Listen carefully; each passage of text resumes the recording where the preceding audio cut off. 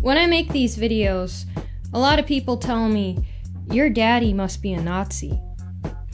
But all I'm thinking is, how do you know my father's not Jewish? Today I'm going to be discussing more on the worldview anti-whiteness. And I have a lot I want to say on this subject, so it's going to be over many, many videos. So, I define racism as unfair negativity or unnecessary hurtfulness towards a people. And anti-whiteness is just that. Anti-white racism expresses itself through a false and unfair vilification of white people and white history. And it's very convenient to pick on the older generations of white people, since it's easier to attack those who are no longer with us or are very old and unable to defend themselves. So when someone asks you if you support BLM, they aren't asking if you think that black people's lives matter. What they're really doing is demanding that you step on the graves of your white great-great-grandparents. They are demanding that you concede to their anti-white version of history. And the government promotes all this since it needs a scapegoat for all the misery it causes. I'll be right back. So for today, I'm going to be dealing with just one aspect of this false narrative of white history. I'm going to be dealing with the left's claim that brown people, now and in the past, have been paid less for doing the same work by white-owned businesses.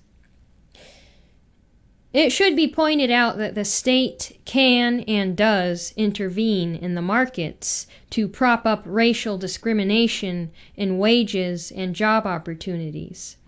This is happening today on a massive scale against white men.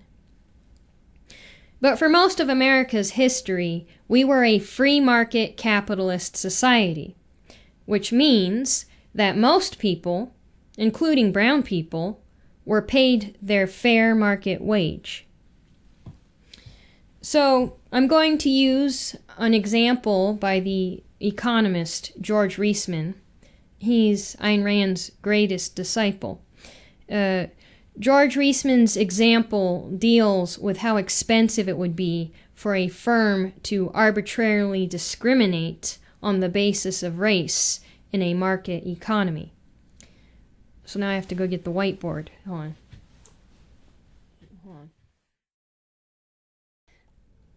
So let's say that white workers of a certain degree of skill are being paid $5 an hour, and that brown workers of an identical degree of skill can be paid for 5% less. That's just 25 cents less per hour. In a firm of 500 workers working 40 hours a week, 50 weeks a year, that difference comes to $250,000. See? 25 cents times 500 workers times 40 hours times 50 weeks equals $250K. That's how much a company would be throwing away if they decided to pay 25 cents more for white workers. It's worth mentioning that the left's pay gap claims are substantially higher than a mere 25 cents.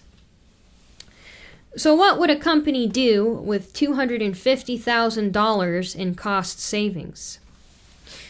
Well, for one, they could invest it back into the company.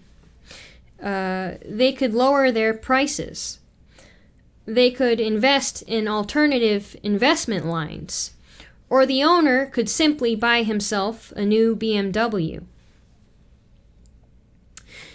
If brown people had the same productivity as white people on average, but were being paid less, those brown people would represent profit opportunities. Economics is a tool for analyzing and understanding history.